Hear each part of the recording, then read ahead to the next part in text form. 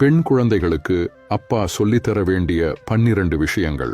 நாம் நிறைய நேரங்களில் மகளை அம்மாவின் பொறுப்பில் விட்டுவிடுகின்றோம்.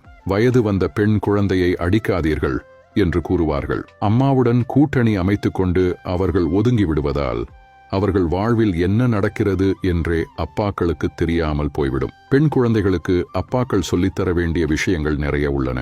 நன்றாக யோசித்து பார்த்தால் வயது வந்த மகளுடன் தந்தையர் செலவிடும் நேரம் குறைவு.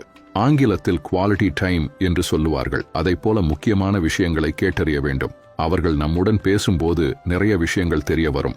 மகளுடைய நட்பு வட்டத்தை பற்றி தெளிவாக தெரிந்து கொள்ளுங்கள். நட்பு வட்டத்தில் தினமும் என்ன நடக்கிறது என்று கேட்டு தெரிந்து கொள்ளுங்கள். நமது நண்பர்களையே யார் நல்லவர் யார் கெட்டவர் என்று ஆராயும் போது மகள் யாருடன் பழகுகிறாள், அவர்களுடைய நடத்தை எப்படி என்று தெரிந்து கொள்வது முக்கியமல்லவா?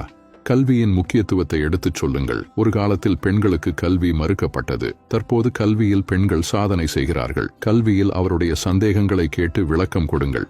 ஆண்களை பற்றி சொல்லுங்கள். ஆண்களின் குணங்கள், அவர்களால் பெண்களுக்கு ஏற்படும் பிரச்சினைகளை விளக்குங்கள். நல்லவர்களை எப்படி அடையாளம் காண்பது என்று விளக்குங்கள். வாழ்க்கையை பற்றி அவருடன் பேசுங்கள். வாழ்க்கையில் என்னவாக விரும்புகிறார் என்பதை கேளுங்கள். உரிய அறிவுரையுடன் நீங்கள் அவருக்கு உதவுவது எப்படி என்று திட்டமிடுங்கள்.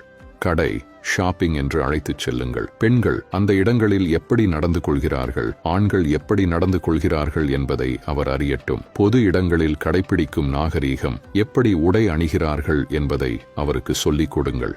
நீங்கள் எவ்வளவு தூரம் உங்கள் மகளை நம்புகிறீர்கள், அவர் உங்களுக்கு எவ்வளவு முக்கியமான நபர் என்பதை அடிக்கடி உணர்த்துங்கள். இது அவர்களுக்கு தன்னம்பிக்கையையும் மன உறுதியையும் கொடுக்கும்.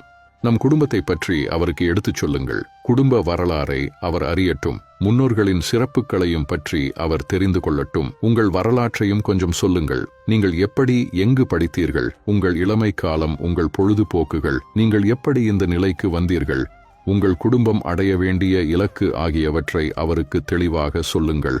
புத்தகங்கள் படிக்கும் பழக்கத்தை இளம் வயதிலேயே உங்கள் மகளுக்கு பழக்கப்படுத்துங்கள். வீட்டில் புத்தகங்களை சேர்த்து சிறு நூலகமாக உருவாக்குங்கள். நூலகங்களிலிருந்து நல்ல நூல்களை கொண்டு வந்து கொடுங்கள்.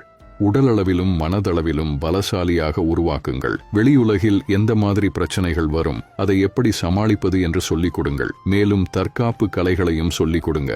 இன்றைய காலகட்டத்தில் அனைத்து விஷயங்களுக்கும் அடுத்தவர் கையை எதிர்பார்க்க முடியாது. அனைத்து வேலைகளை பற்றியும் சொல்லிக் கொடுங்க.